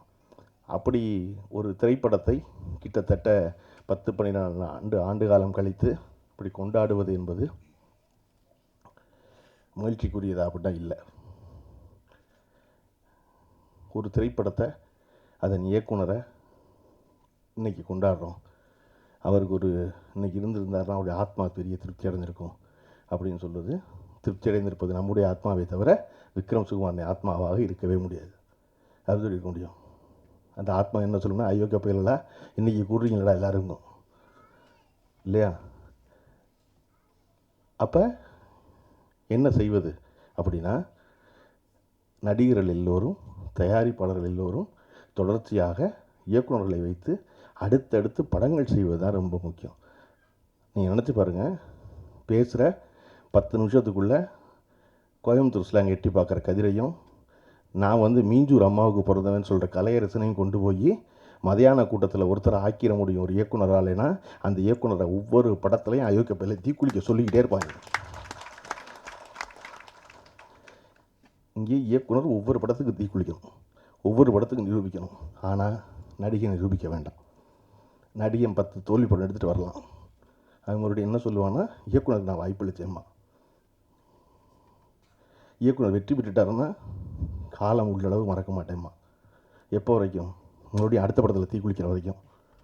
நீங்கள் அடுத்த படத்துலையும் தீக்குளித்து நிரூபிக்கணும். ஆனால் ஒரு பொழுதும் நான் இல்லாத பொழுது நீ என்ன செஞ்ச அப்படின்னு ராமன்களை பார்த்து தீக்குளிக்க சொல்கிற வாய்ப்பு சீதைகளுக்கு வாய்ப்பதே இல்லை இல்லையா?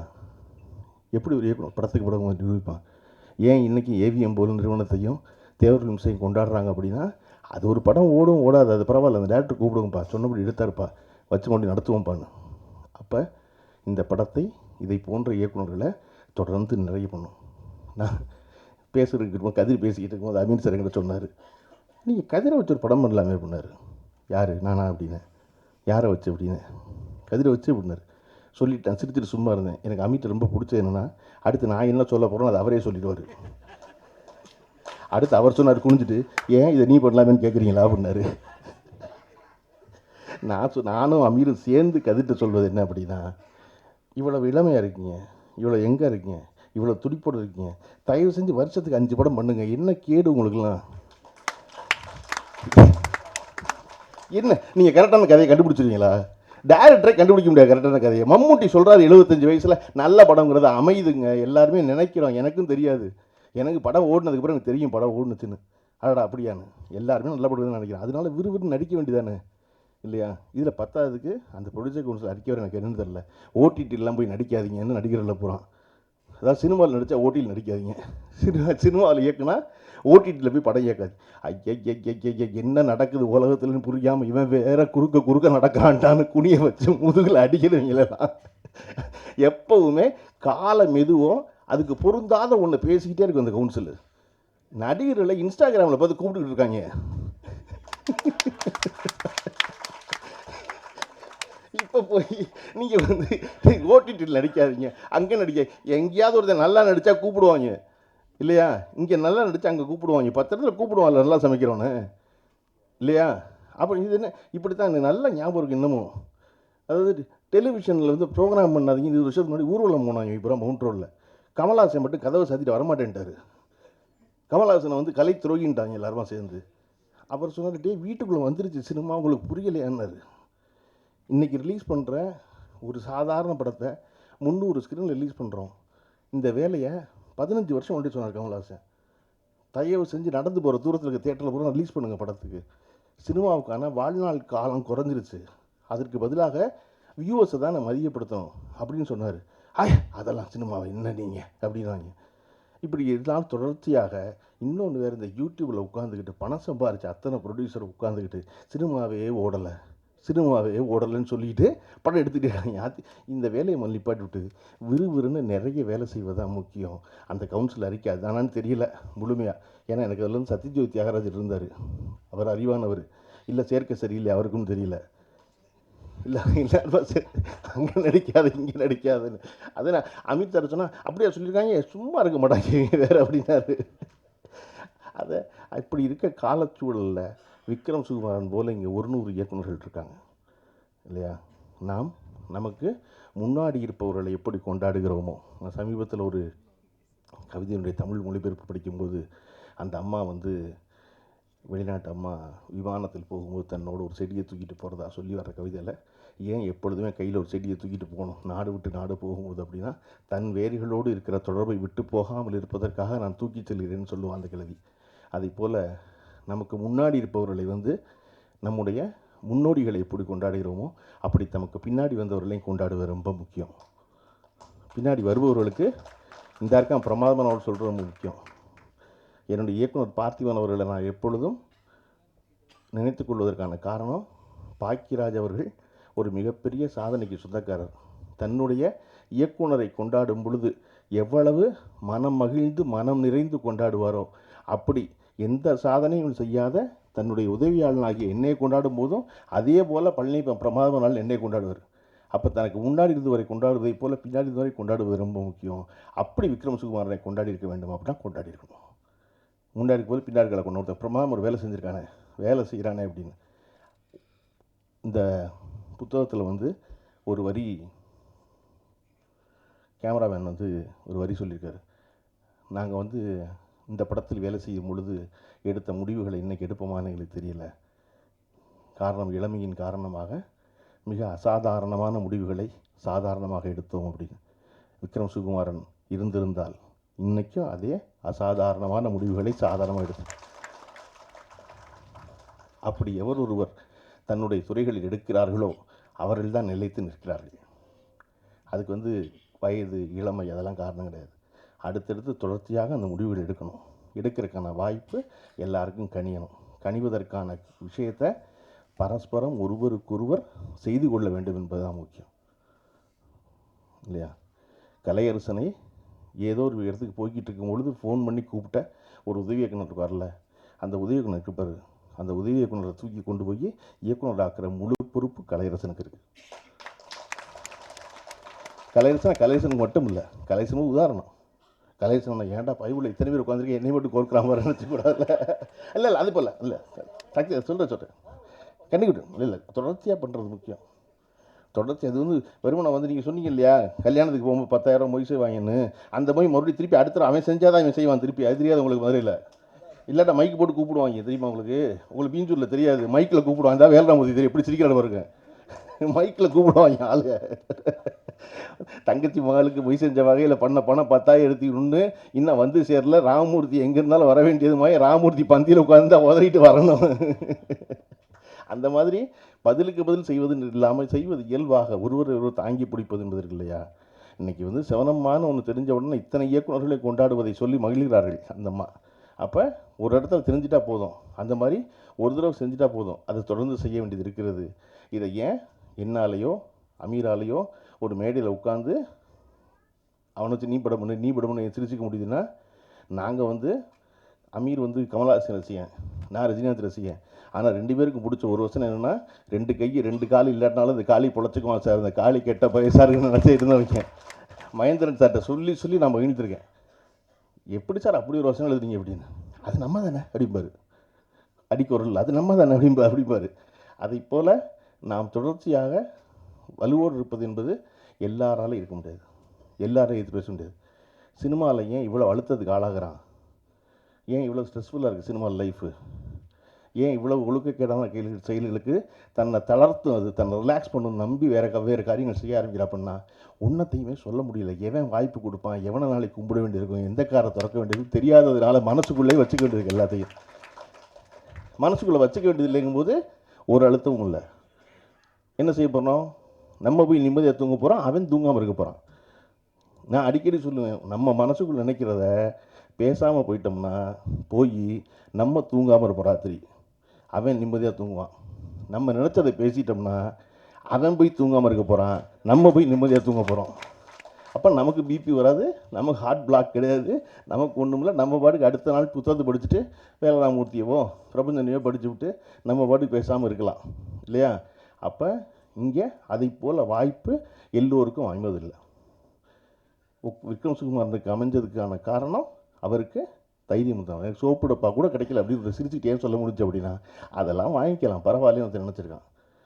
அதை போல் 100 பேர் நம்மை சுற்றி கொண்டே இருக்கிறார்கள். சுற்றி கொண்டே இருப்பவர்களை எல்லோருமாக சேர்ந்து அவர்களின் கனவுகள் நனவாக அதற்கான வாய்ப்பை வழங்குவதற்கான துவக்கமாக இந்த விழா இருக்கும் எனில் நான் உங்களைப் போலவே பெரிதும் மகிழ்வேன். விக்ரம் சுகுமாரன் இந்த வாய்ப்பை ஏற்படுத்தி கொடுத்திருக்கிறார். அவர் வழியில் பல விக்ரம் சுகுமாரனை உருவாக்குவோம் என்று சொல்லி விடைபெறுகிறேன். நன்றி, வணக்கம்.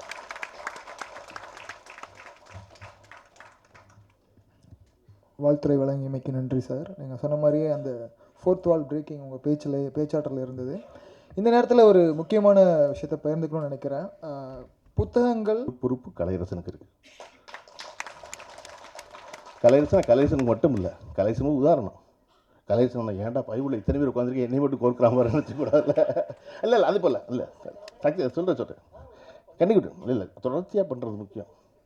தொடர்ச்சி அது வருமானம் நீங்கள் சொன்னீங்க இல்லையா, கல்யாணத்துக்கு போகும்போது 10,000 மொய் செய்வாங்கன்னு, அந்த மொய் மறுபடியும் திருப்பி அடுத்த அவன் செஞ்சால் தான் இவன் செய்வான் திருப்பி. அது தெரியாது உங்களுக்கு மதுரையில்.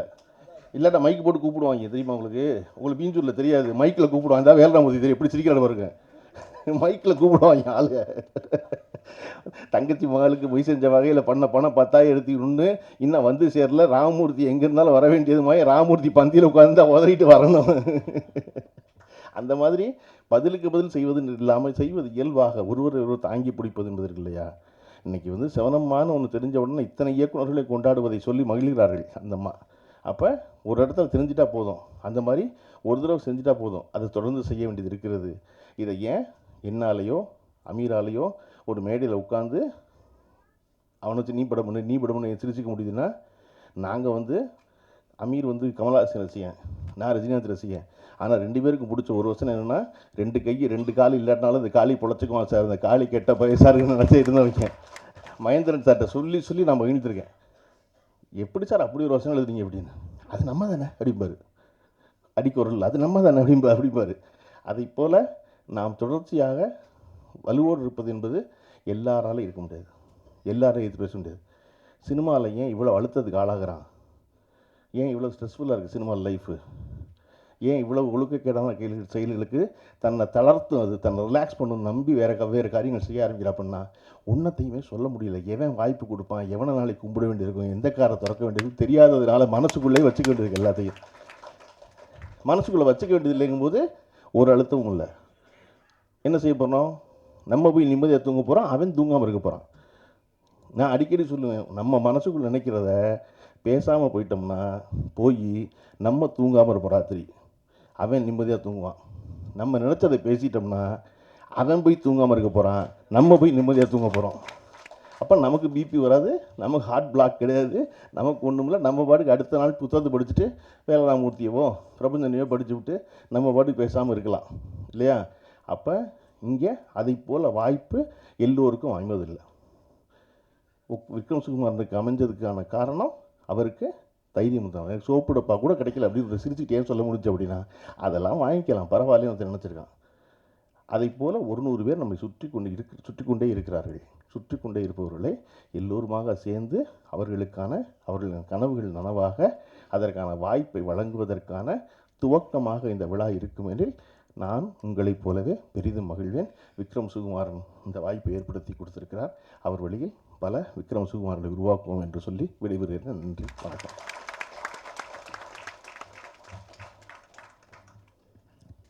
வாழ்த்துறை வழங்கியமைக்கு நன்றி சார். நீங்கள் சொன்ன மாதிரியே அந்த 4th வால் பிரேக்கிங் உங்கள் பேச்சாற்றல் இருந்தது. இந்த நேரத்தில் ஒரு முக்கியமான விஷயத்தை பகிர்ந்துக்கணும்னு நினைக்கிறேன். புத்தகங்கள் படங்கள் மட்டும்தான், படங்கள்லேருந்து புத்தகங்களாக மாறுது. இதற்கு முக்கியமாக காரணமாக இருந்த இந்த படத்துக்கு ப்ரொடியூசராக இருந்த ஜிவி பிரகாஷ் அவர்களுக்கு இயக்குனர் விக்ரம் சுகுமார் அவங்க குடும்பத்து சார்பாக நன்றி தெரிவிச்சுக்க வேண்டிய நேரம் இது. ஏன்னா அன்னைக்கு அந்த ப்ரொடியூசர் அந்த யங் ஏஜில் அந்த டெசிஷன் எடுக்கலை அப்படின்னா இன்னைக்கு இப்படி ஒரு படைப்பு, இன்னைக்கு ஒரு புத்தகம், இப்படி ஒரு பெரிய விழா எதுவுமே நடந்திருக்காது. இந்த நேரத்தில் ஜி பிரகாஷ் அவர்களுக்கு, ப்ரொடியூசர் ஜி பிரகாஷ் அவர்களுக்கு மிகப்பெரிய நன்றி. அடுத்ததாக இவரை பற்றி பேசணும். படங்கள் மட்டும்தான் படங்கள்லேருந்து புத்தகங்களாக மாறுது. இதற்கு முக்கியமாக காரணமாக இருந்த இந்த படத்துக்கு ப்ரொடியூசராக இருந்த ஜிவி பிரகாஷ் அவர்களுக்கு இயக்குனர் விக்ரம் சுகுமார் அவங்க குடும்பத்து சார்பாக நன்றி தெரிவிச்சுக்க வேண்டிய நேரம் இது. ஏன்னா அன்னைக்கு அந்த ப்ரொடியூசர் அந்த யங் ஏஜில் அந்த டெசிஷன் எடுக்கலை அப்படின்னா இன்னைக்கு இப்படி ஒரு படைப்பு, இன்னைக்கு ஒரு புத்தகம், இப்படி ஒரு பெரிய விழா எதுவுமே நடந்திருக்காது. இந்த நேரத்தில் ஜி பிரகாஷ் அவர்களுக்கு, ப்ரொடியூசர் ஜி பிரகாஷ் அவர்களுக்கு மிகப்பெரிய நன்றி. அடுத்ததாக இவரை பற்றி பேசணும். அதுக்கும் சாரி. இவரோட படமும் சரி, இவரோட படைப்பாற்றலும் சரி, இவரும் சரி, நிழலும் நிஜமும் பேசக்கூடிய ஒரே விஷயம் நேர்மையும் அறமும். அப்படியான மனிதர், நேர்மையும் அறமும் அழகு அமீர் அழகு அவர்களை பேச அழைக்கிறேன். வாழ்த்துரை வழங்க.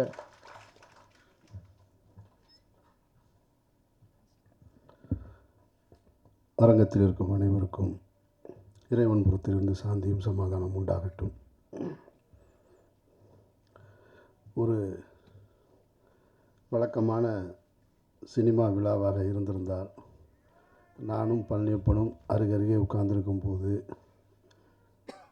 மேடையில் பேசி கொண்டிருந்தவர்களையும் அல்லது அடுத்து பேச போகிற விஷயங்களையும் குறித்து நிறைய சிலாகிச்சு கிண்டலாகவும் காமெடியாகவும் தான் இருந்திருப்போம்.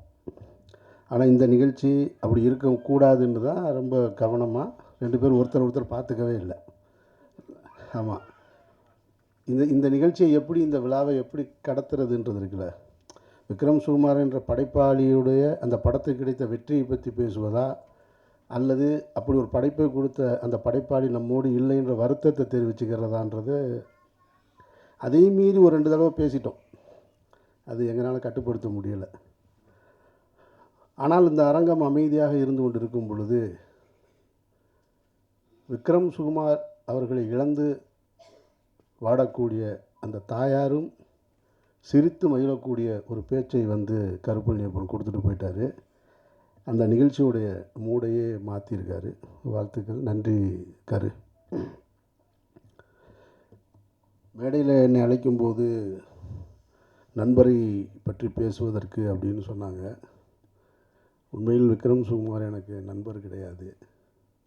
அவர் அதிகம் அறிமுகமும் கிடையாது. அபிராமி தேட்டரில் தான், சென்னை அபிராமி தேட்டரில் தான் அவருடைய படம் பார்த்தேன். அவர் படம் பார்க்கும்போது, படம் துவங்கினதுக்கு பின்னாடி போய் உட்காந்து நான் படம் பார்த்தேன்.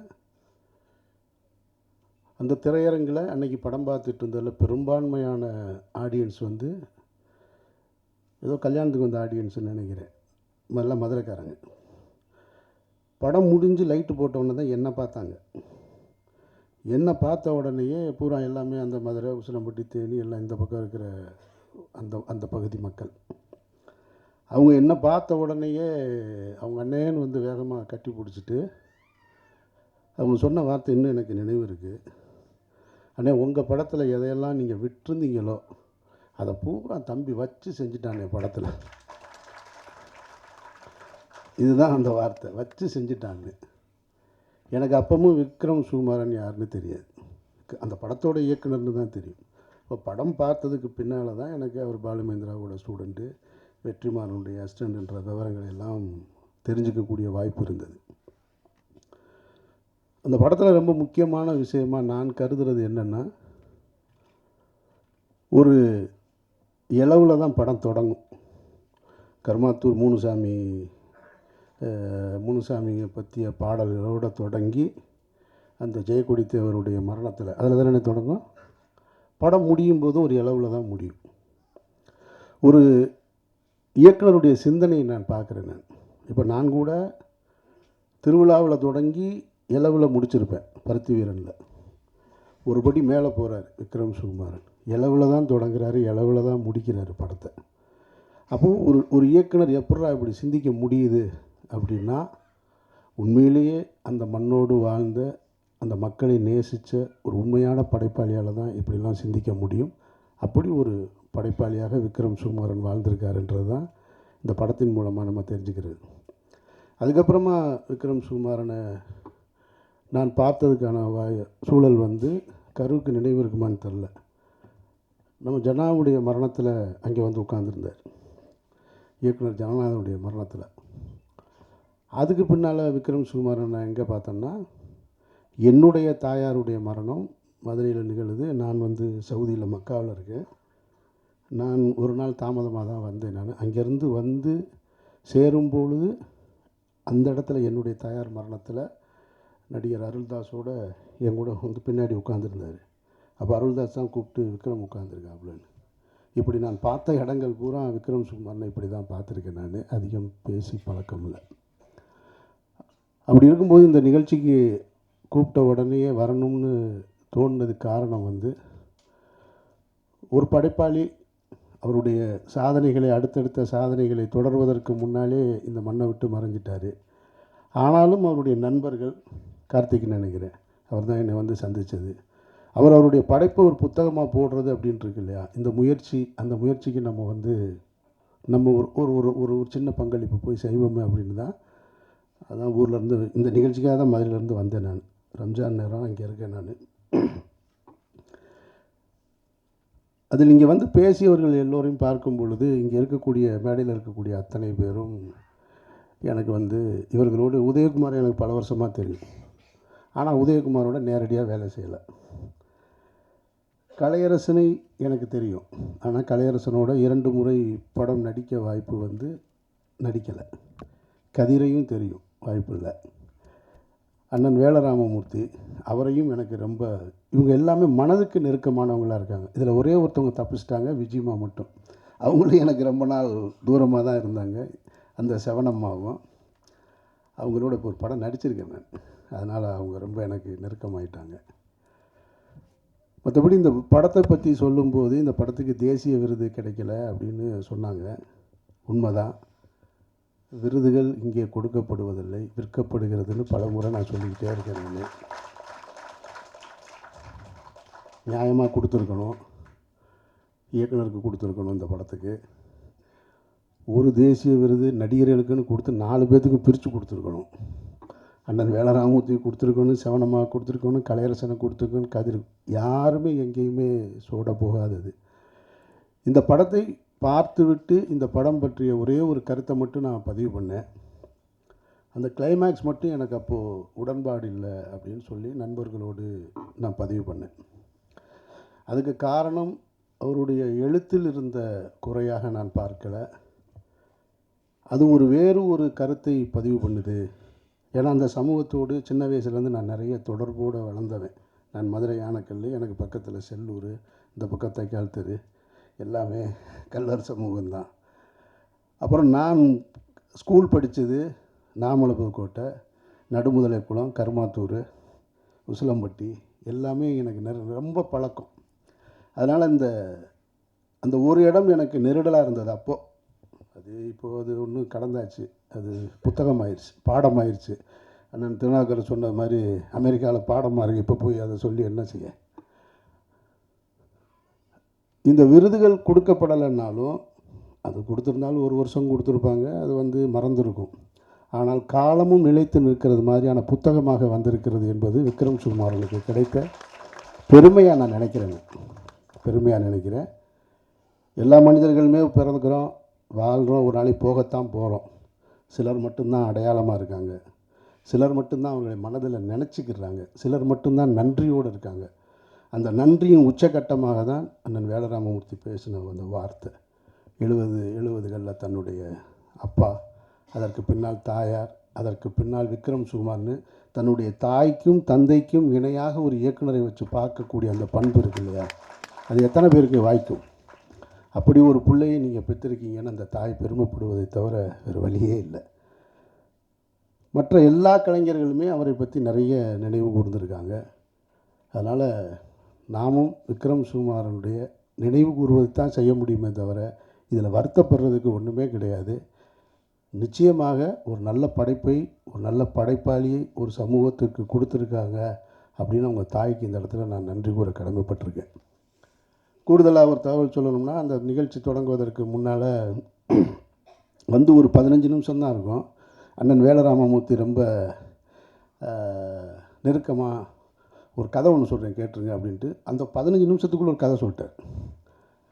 அதுதான் ஒரு எழுத்தாளருடைய இது. 15 நிமிஷத்துக்குள்ளே அழகாக அதை காட்சிப்படுத்தி அது இப்படி போகும் அப்படி போகும்னு சொல்லிட்டாரு. அது சொல்லி நீங்கள் நடிக்கணும்னா அப்படின்னா சரி நான் நடிக்கிறேன்னா ஒன்றும் பிரச்சனை இல்லைன்னு.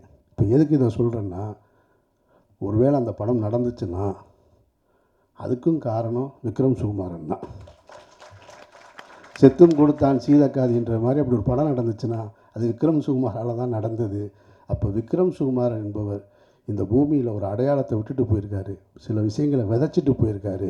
செவனம்மா இருக்கிற வரைக்கும், ஐயா வேலராமமூர்த்தியின் கடைசி படம் இருக்க வரைக்கும், கலையரசன் கடைசி படம் இருக்கிற வரைக்கும், கதிர் இருக்க வரைக்கும் எல்லோருடைய உள்ளத்திலும் விக்ரம் சுகுமாரன் வாழ்ந்துக்கிட்டு இருப்பார். அவரை நாம் நினைவு கூறுவோம்னு சொல்லி இந்த வாய்ப்பு. அதுக்கும் சாரி. இவரோட படமும் சரி, இவரோட படைப்பாற்றலும் சரி, இவரும் சரி, நிழலும் நிஜமும் பேசக்கூடிய ஒரே விஷயம் நேர்மையும் அறமும். அப்படியான மனிதர், நேர்மையும் அறமும் அழகு அமீர் அழகு அவர்களை பேச அழைக்கிறேன். வாழ்த்துரை வழங்க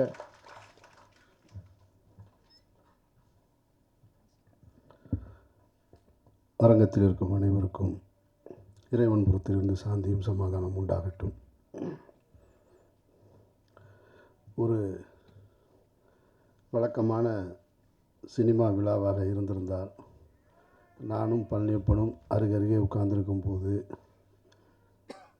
மேடையில் பேசி கொண்டிருந்தவர்களையும் அல்லது அடுத்து பேச போகிற விஷயங்களையும் குறித்து நிறைய சிலாகிச்சு கிண்டலாகவும் காமெடியாகவும் தான் இருந்திருப்போம். ஆனால் இந்த நிகழ்ச்சி அப்படி இருக்கக்கூடாதுன்னு தான் ரொம்ப கவனமாக 2 பேரும் ஒருத்தர் பார்த்துக்கவே இல்லை. ஆமாம், இந்த நிகழ்ச்சியை எப்படி, இந்த விழாவை எப்படி கடத்துறதுன்றது இருக்குல்ல. விக்ரம் சுகுமார் என்ற படைப்பாளியுடைய அந்த படத்துக்கு கிடைத்த வெற்றியை பற்றி பேசுவதா, அல்லது அப்படி ஒரு படைப்பை கொடுத்த அந்த படைப்பாளி நம்மோடு இல்லைன்ற வருத்தத்தை தெரிவிச்சுக்கிறதான்றது, அதையும் மீறி ஒரு 2 தடவை பேசிட்டோம். அது எங்களால் கட்டுப்படுத்த முடியலை. ஆனால் இந்த அரங்கம் அமைதியாக இருந்து கொண்டிருக்கும் பொழுது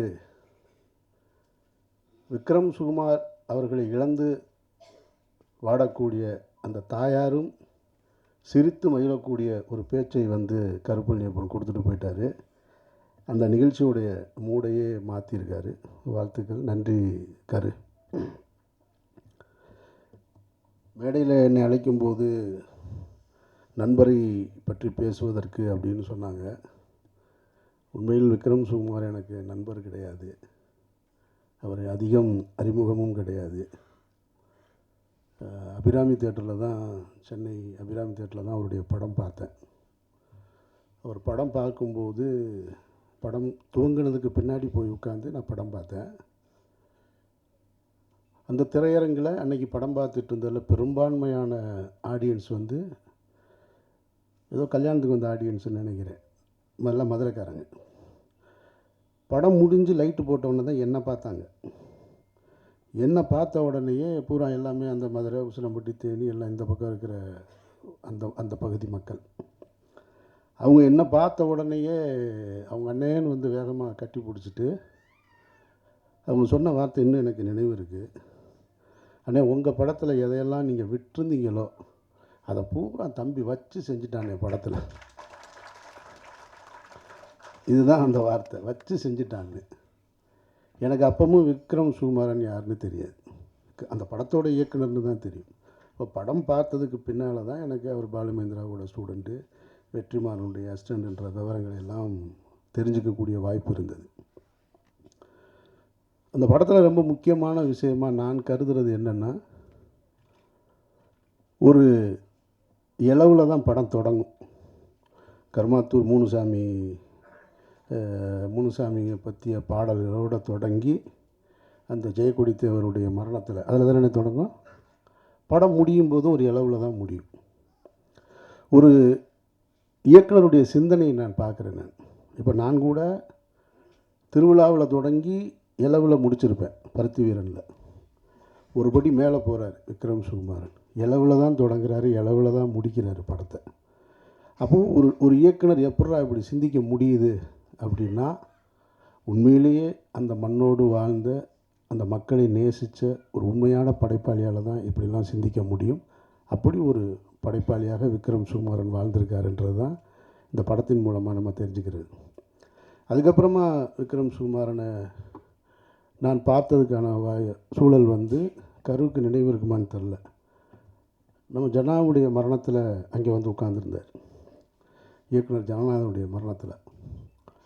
அதுக்கு பின்னால் விக்ரம் சுகுமாரன் நான் எங்கே பார்த்தேன்னா, என்னுடைய தாயாருடைய மரணம் மதுரையில் நிகழுது. நான் வந்து சவுதியில் மக்காவில் இருக்கேன். நான் ஒரு நாள் தாமதமாக தான் வந்தேன். நான் அங்கேருந்து வந்து சேரும்பொழுது அந்த இடத்துல என்னுடைய தாயார் மரணத்தில் நடிகர் அருள்தாஸோட என் கூட வந்து பின்னாடி உட்காந்துருந்தார். அப்போ அருள்தாஸ் தான் கூப்பிட்டு விக்ரம் உட்காந்துருக்காப்புலன்னு. இப்படி நான் பார்த்த இடங்கள் பூரா விக்ரம் சுகுமாரனை இப்படி தான் பார்த்துருக்கேன். நான் அதிகம் பேசி பழக்கம் இல்லை. அப்படி இருக்கும்போது இந்த நிகழ்ச்சிக்கு கூப்பிட்ட உடனேயே வரணும்னு தோணுனதுக்கு காரணம் வந்து, ஒரு படைப்பாளி அவருடைய சாதனைகளை, அடுத்தடுத்த சாதனைகளை தொடர்வதற்கு முன்னாலே இந்த மண்ணை விட்டு மறைஞ்சிட்டார். ஆனாலும் அவருடைய நண்பர்கள், கார்த்திக்னு நினைக்கிறேன், அவர் தான் என்னை வந்து சந்தித்தது. அவருடைய படைப்பை ஒரு புத்தகமாக போடுறது அப்படின்ட்டு இருக்கு இல்லையா, இந்த முயற்சி, அந்த முயற்சிக்கு நம்ம வந்து நம்ம ஒரு ஒரு ஒரு ஒரு சின்ன பங்களிப்பு போய் செய்வோமே அப்படின்னு தான். அதான் ஊர்லேருந்து இந்த நிகழ்ச்சிக்காக தான் மதுரையிலேருந்து வந்தேன். நான் ரம்ஜான் நேரம் இங்கே இருக்கேன். நான் அதில் இங்கே வந்து பேசியவர்கள் எல்லோரையும் பார்க்கும் பொழுது, இங்கே இருக்கக்கூடிய மேடையில் இருக்கக்கூடிய அத்தனை பேரும் எனக்கு வந்து, இவர்களோடு உதயகுமார் எனக்கு பல வருஷமாக தெரியும். ஆனால் உதயகுமாரோட நேரடியாக வேலை செய்யலை. கலையரசனை எனக்கு தெரியும். ஆனால் கலையரசனோட 2 முறை படம் நடிக்க வாய்ப்பு வந்து நடிக்கலை. கதிரையும் தெரியும், வாய்ப்பு இல்லை. அண்ணன் வேலராமமூர்த்தி, அவரையும் எனக்கு ரொம்ப, இவங்க எல்லாமே மனதுக்கு நெருக்கமானவங்களாக இருக்காங்க. இதில் ஒரே ஒருத்தவங்க தப்பிச்சிட்டாங்க, விஜயம்மா மட்டும். அவங்களும் எனக்கு ரொம்ப நாள் தூரமாக தான் இருந்தாங்க. அந்த செவனம்மாவும், அவங்களோட இப்போ ஒரு படம் நடிச்சிருக்கேன் நான். அதனால் அவங்க ரொம்ப எனக்கு நெருக்கமாயிட்டாங்க. மற்றபடி இந்த படத்தை பற்றி சொல்லும்போது, இந்த படத்துக்கு தேசிய விருது கிடைக்கல அப்படின்னு சொன்னாங்க. உண்மைதான். விருதுகள் இங்கே கொடுக்கப்படுவதில்லை, விற்கப்படுகிறதுன்னு பல முறை நான் சொல்லிக்கிட்டே இருக்கேன். நான் நியாயமாக கொடுத்துருக்கணும், இயக்குனருக்கு கொடுத்துருக்கணும். இந்த படத்துக்கு ஒரு தேசிய விருது நடிகர்களுக்குன்னு கொடுத்து 4 பேர்த்துக்கு பிரித்து கொடுத்துருக்கணும்.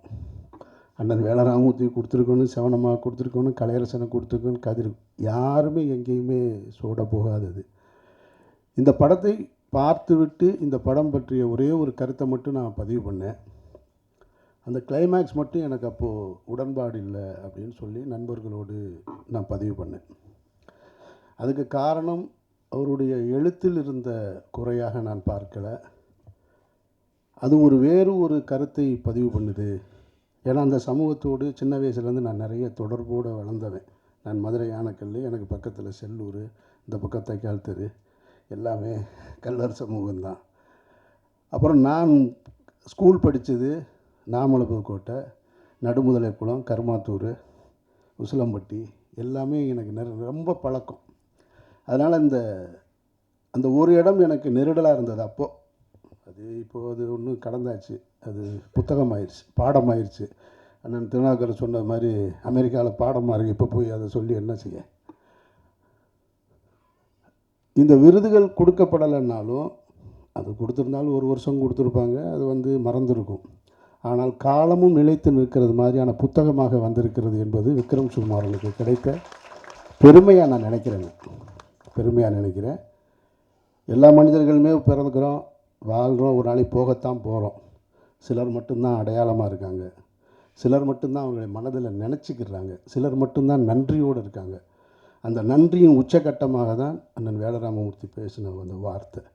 70களில் தன்னுடைய அப்பா, அதற்கு பின்னால் தாயார், அதற்கு பின்னால் விக்ரம் சுகுமார்னு தன்னுடைய தாய்க்கும் தந்தைக்கும் இணையாக ஒரு இயக்குனரை வச்சு பார்க்கக்கூடிய அந்த பண்பு இருக்கு இல்லையா, அது எத்தனை பேருக்கு வாய்க்கும்?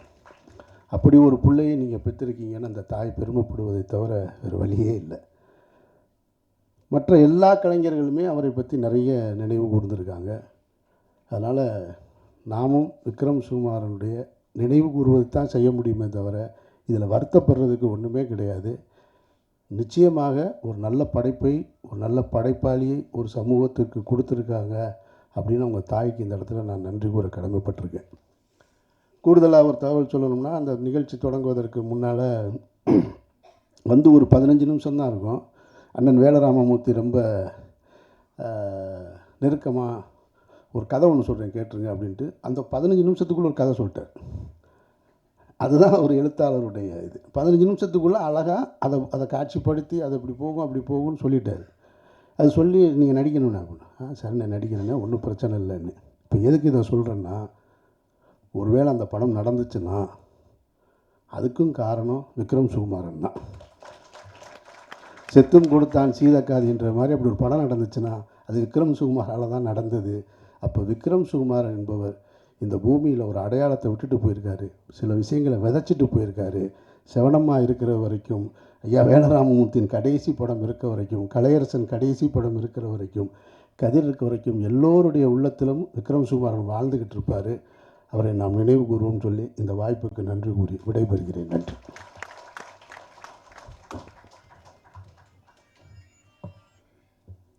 வாழ்த்துறை வழங்கியமைக்கு நன்றி சார். Thank you so much. இது தாயை சிறப்பிப்பதற்கான ஒரு நேரமாக நான் நினைக்கிறேன். ஏன்னா நம்மளாம் வெயிட் பண்ணிகிட்டு இருந்த இயக்குனர் விக்ரம் சுகுமாரன் அவர்களுடைய நினைவேந்தலில் சிறப்புப்படுத்தக்கூடிய ஒரு தருணமாக தான் இதை நான் நினைக்கிறேன். ஸோ இந்த புத்தகம் வெளியிடுவதற்கான நேரம் இது. புத்தகம் வெளியிடுறதை வாங்கிறதுக்காக இயக்குனர் விக்ரம் சுகுமாரன் அவர்களோட தாயார் சு மல்லிகா அவர்களை மேடைக்கு அன்போடு அழைக்கிறேன். ஒரு பெரிய கரகோஷம் கொடுத்தலாம். ஏன்னா இந்த கரகோஷம் இயக்குனர் விக்ரம் சுகுமாரன் அவர்களின் உழைப்புக்கும் அவங்கள பெற்றெடுத்த தாய்க்கு கொடுக்கக்கூடிய அன்பும் மரியாதையாக நான் நினைக்கிறேன்.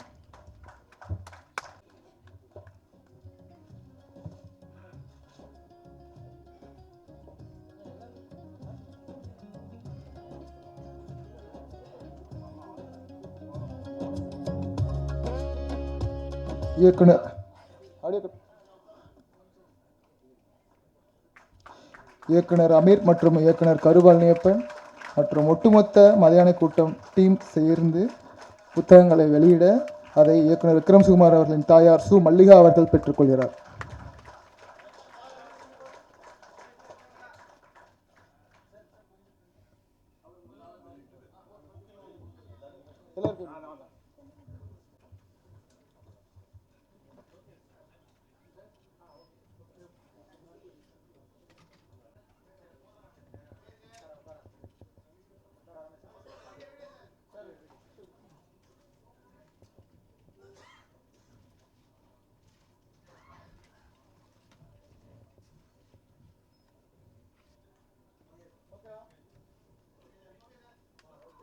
Thank you.